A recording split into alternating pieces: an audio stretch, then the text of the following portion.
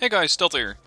Today we're following Reef, and Reef is operating with his USSR Motorized deck on this Wonsan Harbor map. No naval this time around, so we don't have to worry about any ships taking over, well, let's say about a quarter of the map.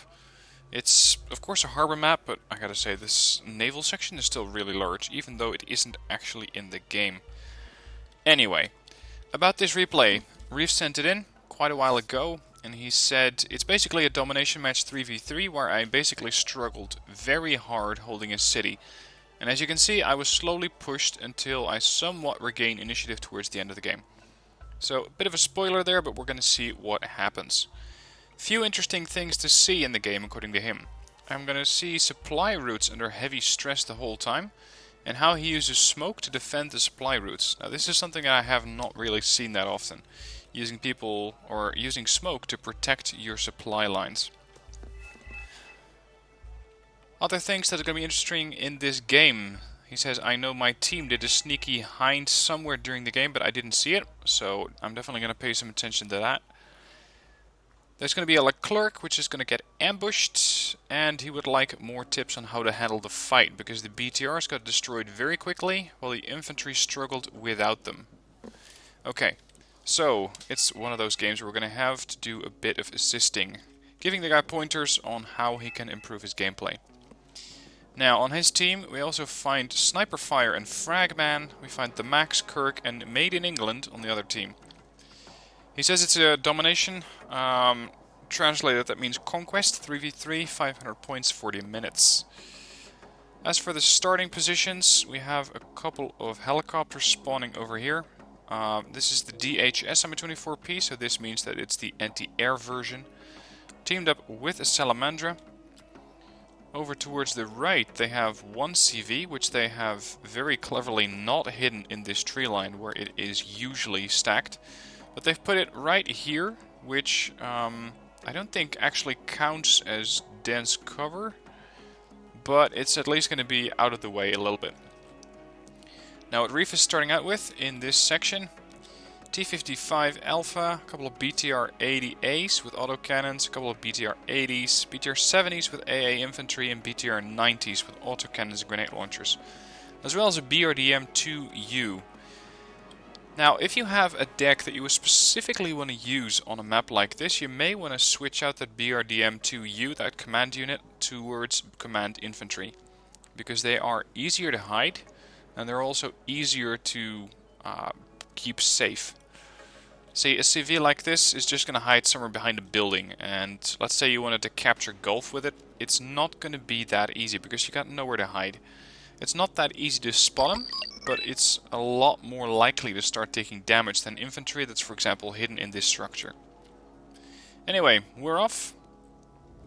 I'm not too sure I would invest in T-55A in this situation, not for the start. As for the backup that he has, a couple of SPW 80s and 70s from Sniper Fire. Looks like he's packing some napalm troops in there, as well as a Strop 2 for AA. AA, I gotta say, in a fight like this, is important. You want to make sure that you have the capacity to shoot down any incoming helicopters and or aircraft. Because usually on a map like this, people are real happy to drop napalm, because of course it's a great way to neutralize enemy infantry. So you have to be careful in neutralizing these jets early on. If you can get those things shot down by Groms, Strops, Iglas, whatever your infantry and your other supporting vehicles can field, go for it, because they will absolutely make up for it.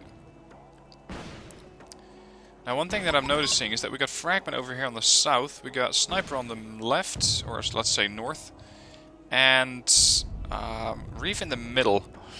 Reef does not have a lot of infantry. A couple of BTRs.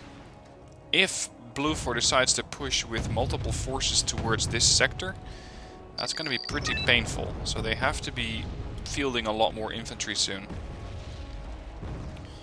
Now at this point I gotta say, I would have already offloaded and started walking my troops over, because a concentration like this is pretty vulnerable.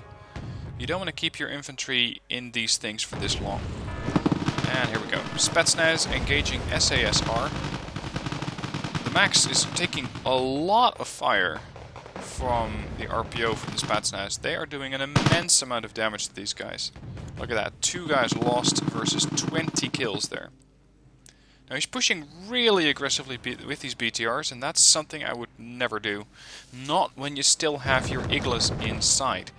Because if your transport goes up, especially with a weak-ass team like an Igla, they are very, very likely to get killed off right away. So make sure, especially considering they're a 2-man squad, keep them back, offload them further away. Now that T-55 may actually come in useful if he can get this shot on the Chaparral. Here's the Draken. Kirk does a bombing run. The Igla unfortunately was on the move and was not able to return fire. So it seems that that jet only may have been hit by the Strop or the Stralis, but I rather doubt that the Stralis even got in range to do anything. Now a lot of bombing runs, and of course, as expected, a lot of napalm here. He's going up against quite a few forces. If you want to use these vehicles, by all means do, but keep them at range. The closer you get them to the Stormers, the more likely they are to get neutralized. So keep these guys away from the main conflict. They're pretty likely to survive. Put them right next to the Stormers, and this happens. You lose a BTR 90. And you don't get that many of these beauties to begin with, so you gotta be real careful with them. There's the other one down. BTR 80As, same thing. Keep these guys away from the fight. They have a range of 1750. That's never going to be matched by any kind of infantry, unless you're talking HGM infantry, but at this range, the Stormers can easily wipe them out with those Carl Gustavs. Now one thing that I'm not seeing that is quite unexpected is a constant flow of forces. I'm assuming this is going to be a normal, let's say, unit income game, where you have a quite high amount of points coming into your reinforcements. If that's the case, I would constantly be bringing in new forces and not wait for triple stacks like these, because it's going to take more time.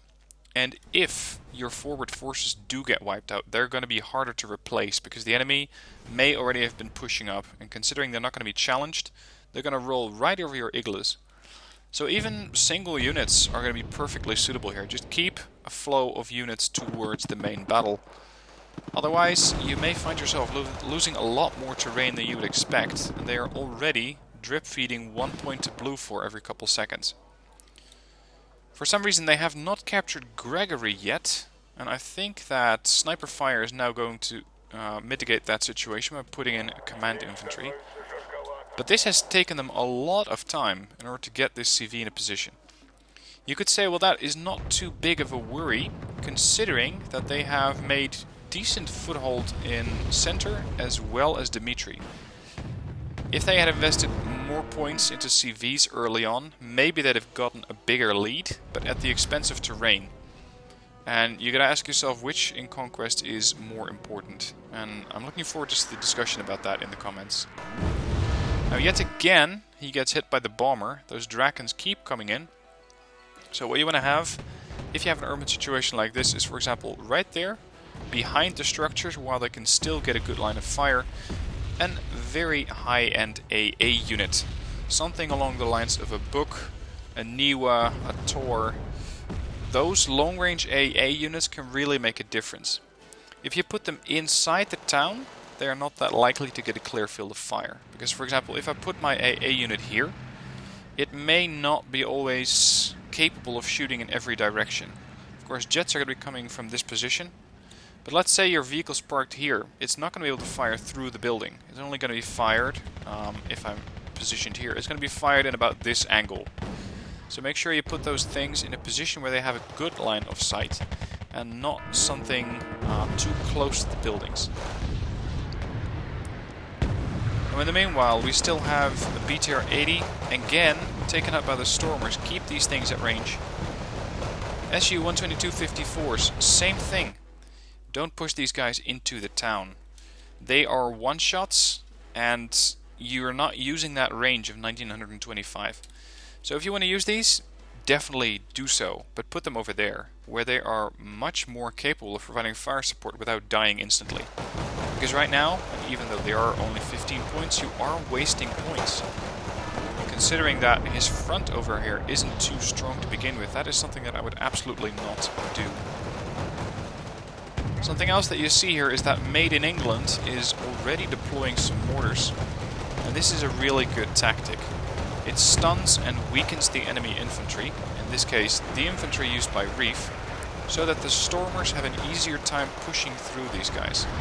Especially once the napalm comes into play as well, it's going to be even harder for Reef to hold this territory. We have an OSA coming in here. I don't believe that the OSA can fire on the move, so again, the Phantom made it out alive, but this is only a fighter. Actually, no, he went down. He did not make it out. It's only a fighter. It's not too bad that he didn't get the kill on that, but I'm not sure if this is the great position for the unit. Maybe he needs to move a bit more forward, but we'll see. As far as range goes, 3 clicks means that from this range you're not going to be able to shoot down the jet before it does a lot of damage. So that is something that he has to keep in mind. He's going to be unable to get the kill on the aircraft before they hit his infantry again. Now we got Spetsnaz Gru over here, as well as a lot more Motostrelki coming in. These Motostrelki desperately need some help, because they are down to 11 out of 20 guys, so they really need to get reinforced quickly. The OSA has taken up a slightly different position, and now it's more or less looking at this little tank here. So be careful with your positioning. A little bit further back might have been a better angle, but again we'll have to see if the game renders it as such. More mortar fire coming in, a lot more infantry dying over here. He really needs to move these guys away. They're down to 4 guys. Now these mortars are pretty high end. They fire 5 HE shots, and so far I think that they have 6 mortars deployed on this end. Yep, there's the 3rd stack. 3 groups of 2 mortars, which means 6 mortars in total, raining death on your infantry. You can see that this is a beautiful execution by Kirk, because these Motostrelki are panicked, they're down to 4 guys, and they're coming up against a squad of very well-trained shock troopers in the form of stormers. So these guys are just going to overwhelm the Motostrelki without too much effort, really. If you want to use your infantry here, it's best not to keep feeding Motostrelki 90, because Motostrelki 90 versus Motostrelki, they really only have a difference in their RPG. Sorry, Motorschützen. Base Motorschützen again are cheaper, so he made the right choice here, but these Motorschützen again are the high-end version. Oh, actually, sorry, it's 2... Hang on. I'm not looking at the right player, that's why. Here we go. The Motostrelki that Reef is using cost 15 points each. The Motorschützen in this situation do exactly the same thing, which is killing transports and killing infantry, but they do it for 15 points. Geez, am I really this retarded? Am I comparing 15 to 15? Yeah, okay. Well, that was wonderful. Let's just skip that. Let's pretend that was never recorded. In the meanwhile, we still have more Motostrelki going up against Stormers and NZSAS. Really good reconnaissance units armed with submachine guns and heavy machine guns, so be careful with these guys. And again, there's not too much in the form of infantry that's going to really hold a candle to these guys. We do have some no-nos coming in. It seems that they already took quite the battering getting here. One almost perished. And they have fired a couple of rounds, probably got returned at instantly by the other batteries on the other flank. In the meanwhile, Reef has also lost his AA over on the right, meaning that he's again unable to do anything about those aircraft. Luckily we have a long-range AA battery, or it seems to be such a thing, over on this side. Yep, there's a Niwa here. Just went out of ammo. At least they're starting to shoot down some jets, making it more difficult for Bluefor to continue to do bombing runs. Now yet again we have a BTR-90 here, parked very close to a building. If a Stormer decides to hop from this building to here, their next kill is going to be the BTR-90, meaning that you're not using the potential of that unit. Here we go. They're very close again. They are, however, on the other side of this sector, meaning that they're not currently firing at the BTR, but they only need a split second in order to switch buildings. The autocannons on the BTR-90s are really, really nice. And you can see it was a sort of sudden death situation. I think the BTR-90 also got the NM195, or what is it, the 495? Doesn't matter. The one thing that you could use here in this situation, but I'm not sure if the motorized deck gets it, I don't think so, is of course the God, what's the name again? The BMPT, the Terminator. Grenade launcher, a lot of armor, autocannon on top of it, and a 100mm gun for, I believe, 2450 meter range. You can use that at medium to short range, and it can take 1, maybe 2 hits if you really have to. As far as the income for Conquest goes, Blue 4 is leading in points. They have a +1, and it seems that they are really quite aggressively pushing through Dimitri at this stage. There's not a lot in their way. There is one group of Concours which is easily going to get wiped out. There we go. They didn't even make a single kill, nor had I expected them to. What we're seeing here is Vickers, Scorpions, I believe there's a Kyler in there as well. So just some, let's say, cheaper units, which are really capable of providing a lot of fire support without really hurting if they go down. I mean, 30-point Scorpion tank? Yeah, I don't really mind if those go down. 25-point Aslav, 25 FSVs, same thing.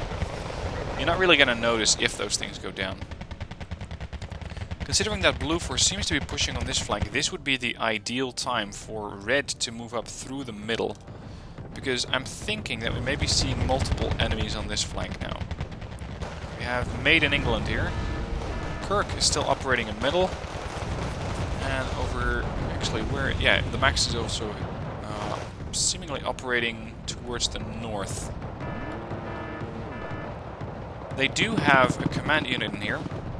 But Elena is still captured, meaning that you have to start scouring these woods, because usually that is where you're going to find a command vehicle. And this is even a regular Iltis CP, it's not even a command infantry unit.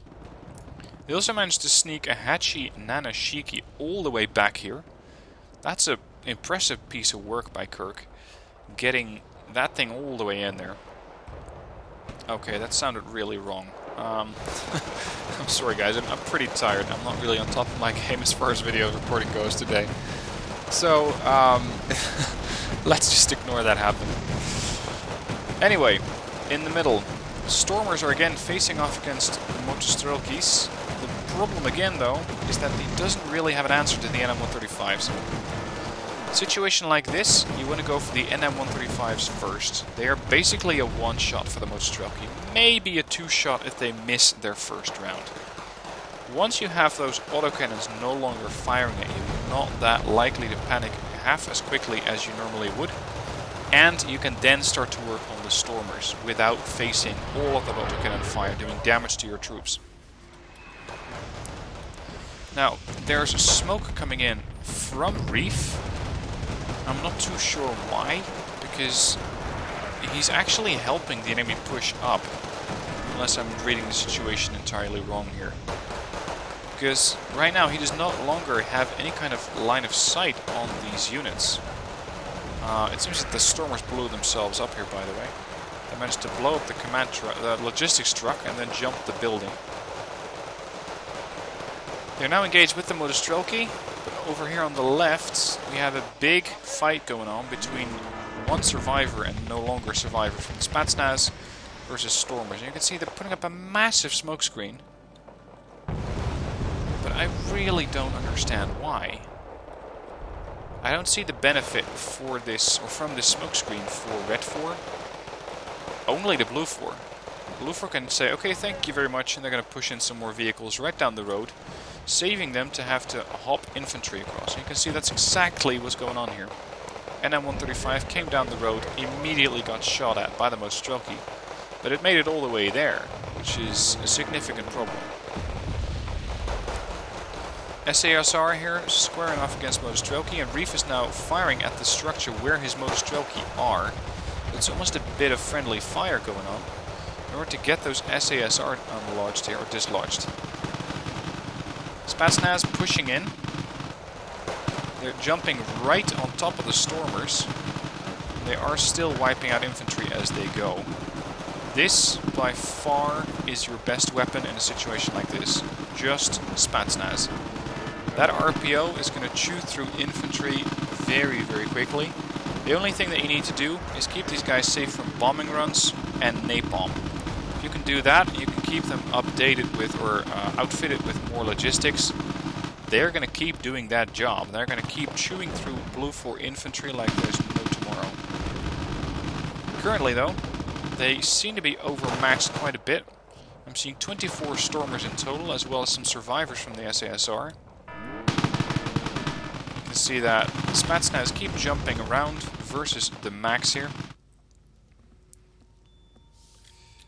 Spetsnaz are pulling back slightly, and yet again I think that we have more units, or actually more points in reserve than we do have units. Of course, I'm not able, or I'm capable of looking at the amount of points that Reef has at this stage. But I think that he could be fielding more forces here. As for those 122-54s that are coming in, he's bringing them in along this route, which is rather dangerous. If you take them along this route and then have them, for example, park there, they're going to be a lot safer. They have the range to fire at that structure. They're going to do a bit of suppression damage, maybe some HE if they actually manage to hit something.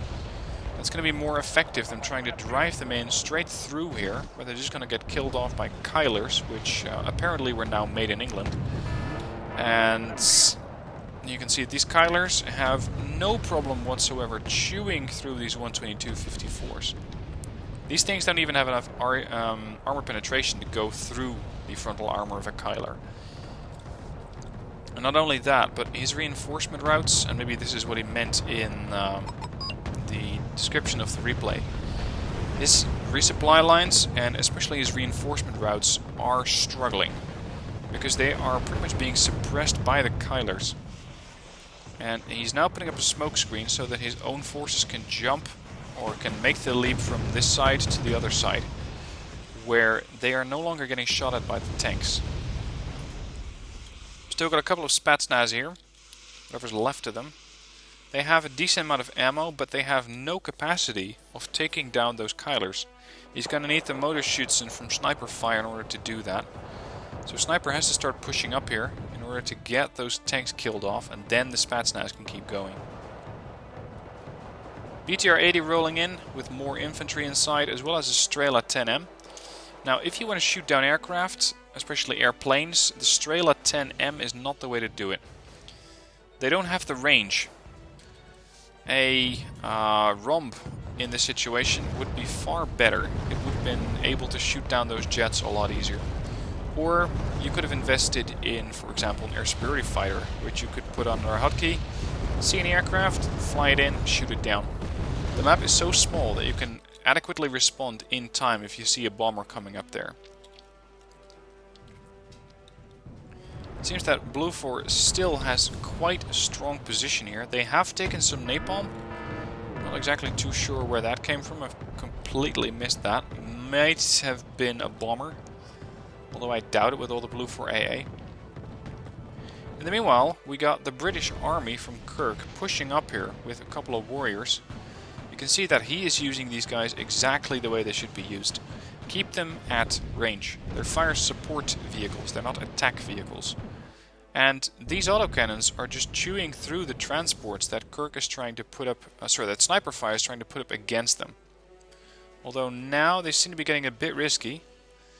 If Sniper Fire can push up these motor shoots in there, and these motor shoots in there, they can easily wipe out both of those warriors. No problem at all. In the meanwhile, we still have a smoke screen here so that more forces can make it across. And of course, those mortars, or those smoke screens, have to be put up by the Nonas, which are constantly taking fire. They're being relocated as quickly as possible. And hopefully these motor shoots can end some of those tanks. Might have been, oh, beautiful side shot there. That's what I was hoping for. Side shots are really, really deadly to these tanks. I think it needs one more touch before it's going to go down. But he has a lot more worries here in the form of SASR. Again, Spetsnaz, very high-end HE weaponry. really gets the damage done here. TO-55 Napalmer, great tank here, but you still have this Kyler, and that Kyler, well, it cannot quite one-shot you, but it can do a lot of damage to you very quickly. So a situation like this, I would not put in my napalm tank there, I would pull it back here, keep it at range and have it fire at the building where the commander marines are, without facing too much return fire. Apparently Made in England is now investing in heavy tanks, because there's a Leclerc being fielded right now. Really, I gotta say, this does not make a lot of sense to me. Red 4 is not fielding heavy forces. You could say that that's the exact right reason for Red 4 not, or for Blue 4 to push in the Leclerc, because the Leclerc can now fight this situation unchallenged. At the same time, you can fire at transports even with a Leopard 1A3. You don't even need a Leclerc for that. So that's a 160 point investment, which means that Made in England does not make an investment like that in forces such as infantry, which can make the real difference here. Spetsnaz have taken a lot of fire from the autocannons. They're trying to get their ass to safety, and unfortunately they do not make it out alive. Not a lot of Motorschützen left here, and whatever Motorschützen do make it across are still taking fire. So they are already panicked by the time they get to the front line, and this is a big problem. If this keeps happening to you, wisen up and take a different route. Just make sure your forces, for example, you tell them to spawn there. They're going to take the route from Cheriton to Gregory, and you can then take them over this bridge. It's a lot safer and a lot smarter than just keeping them through this open lane where you know you have a Leclerc out in the distance, which is still a very dangerous predator. There, just struck again. Killed off the napalm tank, without the napalm tank firing off a single shot there. Motostoke 90 are perfectly capable of fighting off a Leclerc. They can one, maybe two shot it, depending on what angle they get. But it seems that they got their work cut out for them. They're not fighting Commandos 90, which are really putting the pain on them. And what's making matters worse is that the Motostoke are not even in a structure. That means that they're taking full damage unless the Commandos are actually firing at these Motorschützen, which are inside a structure. Make sure your infantry is in a structure at all times. If you're not doing that, you are basically giving away your infantry, because you're making it very easy for them to kill off your infantry before it can do a lot of damage.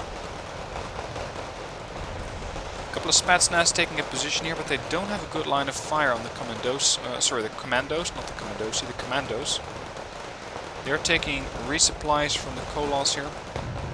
Pretty risky to send in a duo of Colosses. This is a big investment in the sense of supplies, especially if one gets blown up. They are so close together that the explosion from the one is definitely going to blow up the other one as well. So in a situation like this, make sure you spread these things out, and by doing that you are much less likely to lose both of those suppliers at the same time. Now, I gotta say, in this game you can really easily see the impact of the Spetsnaz. Once the Spetsnaz actually arrives at the front line, they immediately start pushing that front line back extremely effectively. The SASR, the Commandos, the Stormers, everything just burns in front of the Spetsnaz. And that's when Red 4 immediately starts making progress again. Over towards the right, though, we still have a lot of engagement going on between a couple of Panzer Grenadiers versus a quad stack of Granatomets. Granatomets chewing through these guys quickly, but they will not have an answer to a Kyler and whatever other mediumly well-armed vehicles are coming up. I think that's another Kyler there. It seems that they've jumped. No, actually this is a reinforcement squad. Volschemjäger 90. Again, they don't really seem to have an answer. And while Blue 4 continues to rain death with their mortars, Red 4 is not really doing the same thing. They do have a triple stack of Ondavas here. Now this is extremely expensive and very overpriced for what you need them to do. This is 360 points in artillery, Now, you could say that it doesn't really matter how much you invest because it's a conquest game, and I disagree with that. Because what these things are doing is providing fire support. The only advantage that they have is that they are close to a fob, so you don't have to worry about their supplies. But I'd say you don't have to do that anyway, because they carry 50 rounds per unit either way. And they do slightly more damage than your average mortar, at 7 HE instead of 5. Other than that, for 360 points, you can get anywhere between 10 and 15 mortars. Correction, no, say 10 to 12 mortars, if you take 30-point mortars. 10 to 12 mortars are going to be way more effective than 3 Ondavas, because they can fire faster, they can fire on multiple different targets, they can go without resupply for a long time, and you can rain so much death on a single location that you might even be able to counter an entire attack wave from Blue 4 coming in through the town. So, I gotta say, Fragman, you can do a lot better than fielding 3 Ondavas. This is a big investment into a capacity that you don't need. What we do need over here in the middle is more infantry and more units which can kill, for example, Kylers. Now, Fragman does have his AGS and his Visit Kari 90s here, but not much else. And while these Ondavas can probably deliver quite some damage against Kylers, I really doubt that they're going to be able to kill them quickly. I did see the Kyler disappear there. Nope, still alive though. Still alive. That's the problem with armored units. No matter how many rounds you fire at them, they're only going to take damage very slowly. Now, I'm not sure why Reef is only bringing in Saparis now, because Saparis with their napalm launchers or their flamethrowers can do quite some damage to infantry very quickly. We also got Sapar Z, which are armed with the RPO again, and they don't seem interested in engaging the commandos. Yep, here we go, now they are. But it seems that, who are these, Kirk, the Max, are fielding so much infantry, and that they have a seemingly endless supply of infantry, that it's really, really hard to keep up for Red 4 with this continuous onslaught of units. Now, Fragment, I was going to say it looks like he's doing a bombing run. If he did, I'm not sure where. And I think he just lost a couple of jets to those Phantoms and whatever ground-based anti-air units they had. Interesting to see a CEV coming into the main battle. CEV cannot see anything through the smoke, so they have to be careful with these things, as they're pretty easy to wipe out. They're not that heavily armored.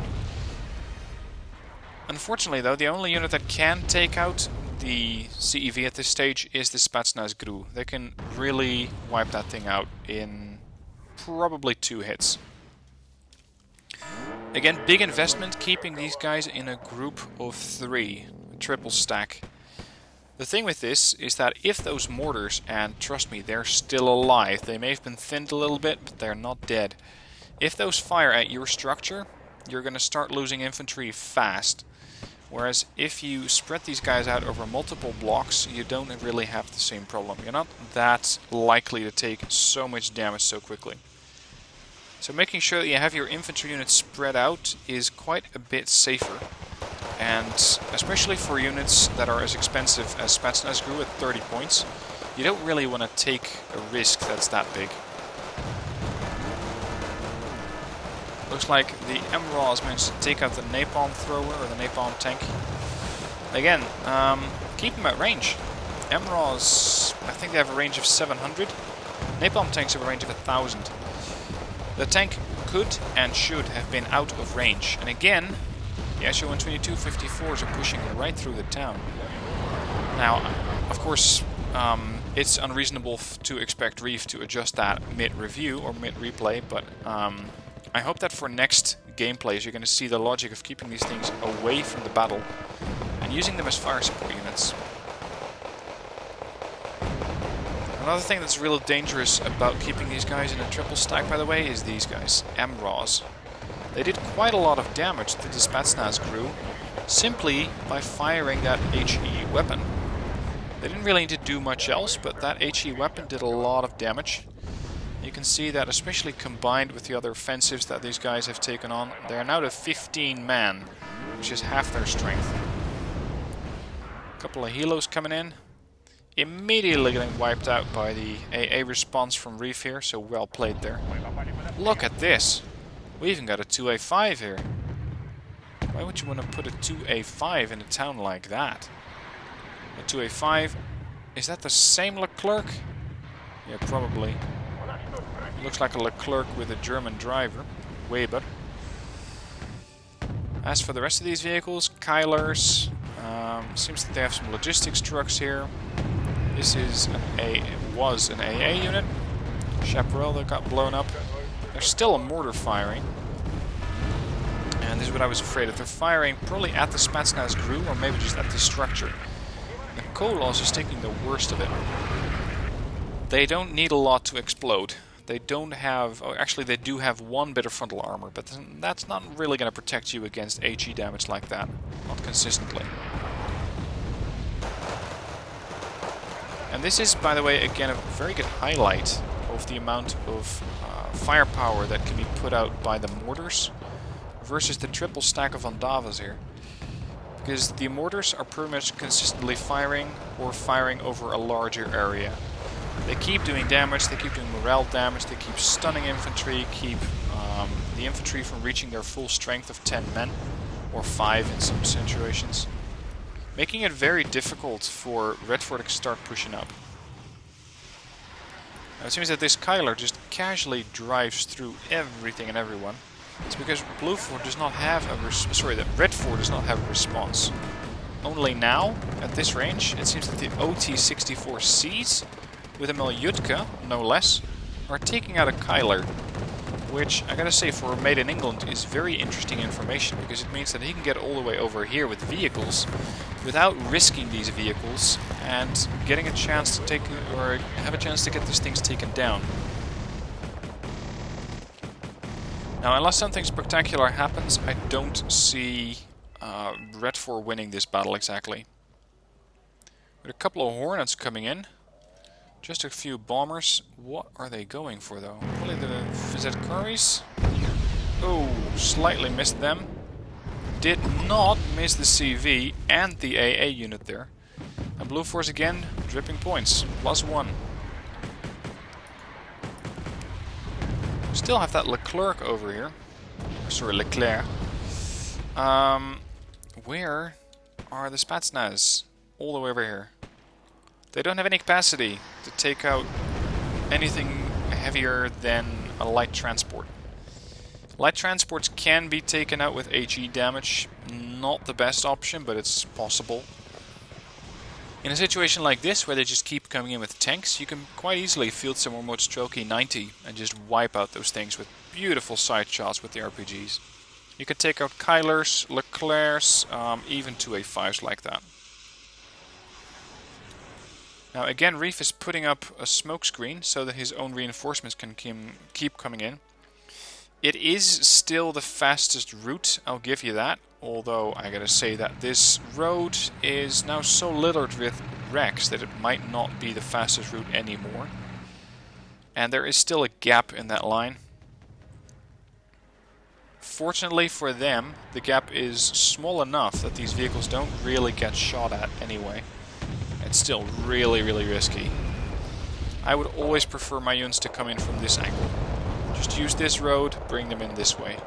They will not get shot at other than by mortars, and they are much more likely to arrive in one piece. Mortars keep raining death.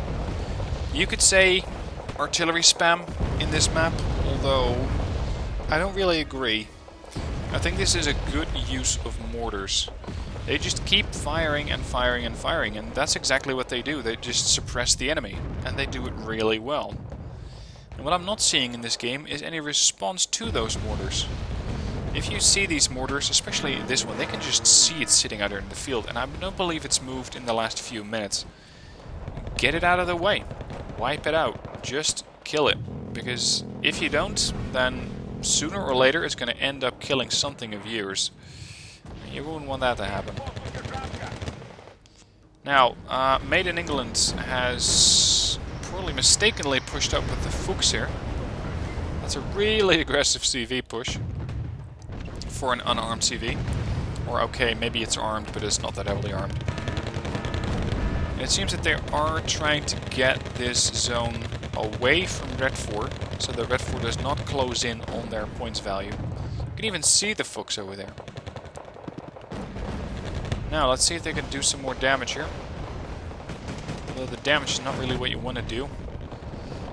What you want to get in this point in time is a +1 or a +2 lead, and hope that you can drip and get close enough to the 208 points for Blue 4. I don't think it's too likely. I don't think it's gonna happen. But we'll never know. We'll see. Over here, there's definitely a last push coming in, and I gotta say, this seems to be 3 guys now pushing on one flank. We got Made in England, Kirk, and the Max all pushing their forces as fast and as far into this zone in order to just dislodge the CV. At this stage, we have 2 CVs here, which for some reason though are parked right next together. These are CVs from Sniper Fire and Fragman, and while I applaud having 2 CVs in here as a safety, putting them right next to each other might not be the best option. Because, again, one of those Hornets can come in. It's not going to get threatened because the Cubs are empty. The only thing that can fire at it that I can see right now is going to be the Strop and the Stralis if it gets in range. And it can easily wipe out those units. And even if your jet goes down, so what? It won't matter. Because at that point, you just killed 2 CVs. Meaning it's a pretty big investment for Red 4 to try and recoup from that. Again, units keep going down here. And again, the thought here that Reef has of putting down smoke screens so that his forces can keep pushing across this road, it's not bad, but you can do better. You can just keep them driving around, like I pointed out time and time again at this stage. Because he just keeps losing forces. Look at the wrecks over here. You can see T-34 85s. We have BTRs of all types of varieties. We have some probably logistics trucks trying to weasel their way through. Tanks here, transports, BTR 90s, multiple of those. At least 4. So that's a big investment. And now they're even getting captured by Blue 4. So, the smokescreen for pushing up your forces or getting your forces through an area, I am all for it. In this case, that is absolutely not the way that I would do it. Doesn't make it wrong, but it does lead to quite a lot of losses, as you have been able to see here. Now, it seems that Red 4 may actually turn this thing into a draw. They managed to capture Elena, or neutralize the cap that Red 4 had on it. Sorry, Blue 4 had on it. And Dmitry is still neutralized, meaning they are getting a +2, and I think they're going to end with 194. There we go. That will probably put them in a draw. Yep, that's a draw. Gotta say, that was an intense game. I had not expected it to turn into a draw. I thought Blue 4 was going to win this. Anyway, Reef lost quite a few forces, which in a situation like this is not unusual. It's not unusual in the sense that you have a lot of infantry that's going right into the grinder. It's going right into the middle of the map where you are going to fight off a lot of enemy infantry. You're going to take bombing runs, you're going to take mortar fire. It's going to get painful. So a situation like this, be very, very careful. Reef also sent over his deck, and I'm going to pause the video here, pull up the deck and have a look at what kind of units he has in here and how can we tweak this deck to make it more suitable to fight on Wonsan Harbor. So hold on, and I'll be right back with you. Alright, this is Reef's Wonsan Harbor deck. Now, we're going to say that the deck itself, Russian Motorized, is the right choice. You could argue that it's the right choice for this situation, but this is what Reef decided to go with, so this is what I'm going to adjust. Now, as far as logistics goes, throw out the MI6. You're never going to be safely landing one of these behemoths, not in a town, not ever. So, we're going to take up the MI6. What you're going to have to rely on is logistics trucks. That's pure and simple the safest way to get vehicles or to get supplies from A to B. As for command, I would not use a BRDM-2U. I would use a command infantry. You may not get too many of them, but that's okay. So we're going to take 3 of those. Infantry. I want to have some cheap disposable infantry.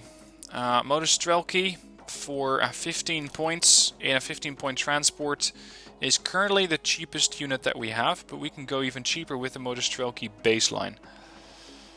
Their weaponry does not change that much. They carry the same AK, they carry the same PKM. The only thing that changes is the RPG-7 to the RPG-7 VR. And this means that I believe you may... Yeah, you're going to be 5 points off cheaper in total. So we're going to take these out and kick those in. Next, what you want to have is BTR 90s. The question is, what kind of units can use those? It's real simple. You just select BTR 90. We can only get those from Motostrelki 90 or Spetsnaz. Now you can say, I want to have as many of those as possible. And in order to do that, I want to have units with high availability. Because they are likely to die quickly, so an elite level BTR 90 doesn't really do anything for me. And that's when you can say, okay, I'm going to take the Motostrelki. Reef made that decision, or maybe his thinking was different, but it led to the same conclusion. He's bringing in Motostrelki 90 in the BTR 90. There is one other BTR 90, and yep, this is where I was expecting it, the Spetsnaz Gru. You could say that the Spetsnaz Gru does not really need it, because now you only get 4 of these. So, it's going to be a bit disorganized, but I'm going to take... Whoops, where's the other one? Oh, right, not the BTR 90. My bad. Spetsnaz Gru, cheap trucks. There. And then we ran out of Urals. Isn't that nice? Okay, let's take both of these then in the BTR 60 PB. This does save you a few points, because the BTR 90 is 30 points, so this is now 45 points instead of 60 points. So, as for the rest, I still have 1 card of BTR 90s left. I may be able to use those later. Let's first put all the line infantry together. What was I using? Motostrelki 90 and BTR, or actually BTR 90s there. So now we have 34 units of disposable infantry, with not so disposable transports in the form of the BTR 90. We got 2 cards of Spetsnaz. I'm going to again stick these guys together. And for me, what's important here is price. I want to keep these things as cheap as possible. Make sure you have many of them and that they're cheap. The BTR 80A is a great vehicle, but it does require micromanagement, and you may not have the time to do that. Another advantage of taking the Spetsnaz in the BTR 60 or the BTR 70 over using the BTR 90 is that because you're using a cheaper vehicle in this case, or let's say an inferior vehicle, you're also getting a better availability. You now have 18 Spetsnaz in this deck, whereas if you take them in a BTR 90, you're only going to have 12. So this really does matter. For AA, he went with the Igla. I always prefer the Igla N, and here's why. The Igla N has... what is it again? It has more HE. There it is. I know there was a difference. It has more HE, meaning that if it hits, it's more likely to deal the last blow to a helicopter or aircraft. Much more likely than the base Igla. So that's where I'm going to go with the Igla N. Let's go with those at Hardened. As for the rest, Concours, definitely nice units to have. And then we have Sapri. These guys are armed with the napalm launcher, or with the flamethrower. These are armed with the RPO Reese. These are the units that I prefer, because they have better reach than the Sapri themselves. The napalm thrower, the flamethrower, has a range of 350 meters. This thing has a range of 525, and it is much more likely to deliver that 4 HE damage fast. A lot faster than the Sapari can. Also, bringing them in a helicopter is not ideal for this map, and I don't think that this section or that this deck was specifically designed for Wonsan Harbor, so I understand that, and that's why I'm pretty much in the process of just reorganizing the whole thing. Now, unfortunately, we just ran out of BTR 60 PBs and BTR 70s. This seems to be a problem, because combined we have 8 transports, and I don't really see what other unit we could be using. Actually, maybe the BTR 80. Yeah, we're missing out on the BTR 90. Damn it. Find me a good transport. There. We can switch these guys to the BTR 80. Then that frees up the BTR 60 for the Sapari. Here we go. So now, oops, yeah, this is the right Sapari. This is basically your cheap throwaway Spetsnaz. They are not as deadly, but they will still kill infantry rather quickly. Supports. A lot of fire supports. OSA are very good at killing aircraft, and they are of course motorized, so they're fast. As far as Uragans, he didn't use these, but they can still be really effective in a town, so I'm going to keep these in. Or of course, they shouldn't be in the town themselves, but they can do a lot of HE stun damage to units that are close to the town.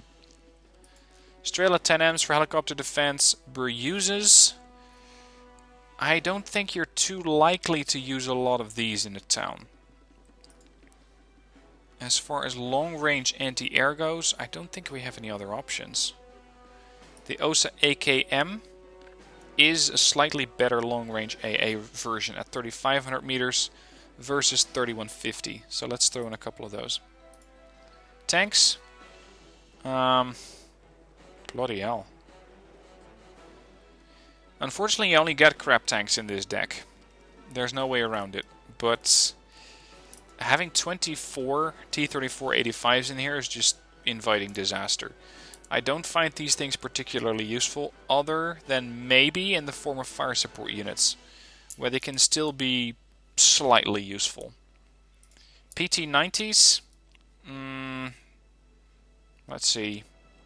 They have better range, twice the rate of fire, and they only carry 15 rounds though, thanks to their small size. I'm at least not going to be using the T-55 Alpha. T-55 AMV with the Bastion is a lot better.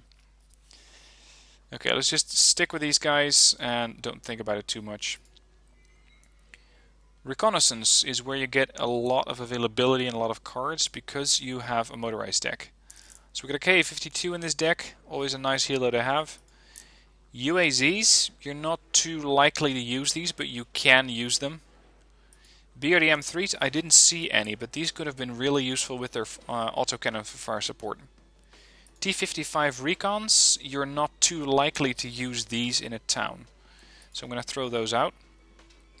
Instead I'm going to bring in a Spetsnaz VMF so I can use these as a sneaky spotter team on a location of my choosing. And for the last one, I'm going to bring in the Plamia. Although they are for 50 points rather expensive grenade launchers. Is there anything else we can be using? These have a heavy machine gun. Those Vetkas are not particularly useful in a fight like this. Not really. Okay, let's save those points for now. Vehicles, TO-55 napalm units, Afghanskis, Jalo, 122-54s and Storms. He basically picked everything he could from this section, and there aren't really too many things that you can improve upon here. Because most of these are either already in the deck or you don't really have any better options. You could bring in the SPG-9 for fire support. It's a bit weird, but they are quite capable of firing off a few rapid shots before going down, and they can really stun. Not only that, but it also takes a little bit of the pain off of your tank, so let's put in a couple of those. Helos, 2 Akulas. How likely are you to use both Akulas and Mi-28s in a town? I'd say not very. It's a very expensive selection of helicopters here. Let's kick out the Akula. The Mi-28 is going to come in when we need to deal with a lot of enemy tanks. Mi-24 Victor is going to come in when we need to deal with helicopters. And for the rest, we have rocket pods. One of the ugliest helicopters in the game, the Mi-4A. It does carry 80mm rocket pods. This thing can deliver quite a lot of pain rather quickly, and for that reason he's going to be in my deck. As for air, we have Seed, we have a MiG, a tank sniper here, we have an air superiority fighter, and some cluster bombers. Now cluster bombers, you're not too likely to use these in the town. The fighter is really expensive to call in. It does work, but what I've seen used lately to great success, and I believe you do get it here as well. Where is the MiG-25? This one. They may not look like much, but they're actually rather deadly. You can take either 3 at Rookie or 2 at Veteran, depending on what you prefer. I think that 2 at Veteran is enough of a deterrent, especially considering they carry 2 medium to long range missiles. They're enough of a deterrent to kill off enemy air. And then finally, we're going to go for the specific bomber. Or, actually, do we get the MiG-29S? Is that a different deck? Nope, different deck. What I was hoping for was the MiG-29S. Actually, no, we do get that specific aircraft, but the one that drops those thermobaric bombs. You don't have these, but what we can bring in is the Yak-38 to drop napalm. And then we can start to clear a route through the enemy infantry. Now, that leaves me with one more unit to pick in either vehicle or recon. Vehicle, yeah, not really. Maybe more napalm tanks, but even if you take 2 of these at Veteran, are you really likely to go through 18 napalm tanks? Really? I don't think so. As far as reconnaissance, can we use any of these things as fire support without them being too expensive? PT-76, 8 rounds a minute rate of fire. Not really.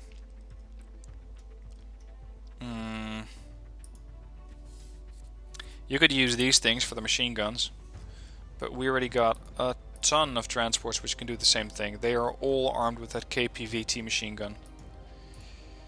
In that case, maybe just the Mi-24K. I would use this thing as a flanker, where it could go around and hunt as well as kill enemy command units and or artillery. They carry the rocket pods. You gotta make sure you disable the rocket pods before you send those out to fly, before they're gonna waste it on 10-point transports. But these things are remarkably deadly, so I'm gonna throw in a couple of those. If you don't like them, throw them out and adjust the deck to your liking. Anyway, that is the deck code, or that is the deck that I think would do a bit better in this specific situation. If you have any questions on it, let me know in the comments, and other than that, I hope you enjoyed the video. Reef, good luck hunting people down in Wonsan Harbor. I hope this deck will serve you well. Of course, deck code in the description down below, and gotta make sure not to have any dashes inside the deck code. Which means that if you have a deck code, you copy it to the game, and there are dashes in it, that is what's going to kill the deck code. A good deck code has no dashes in it, and that's when you can import it. With that, it's the end of the video, so thank you for watching, and I'll see you next time.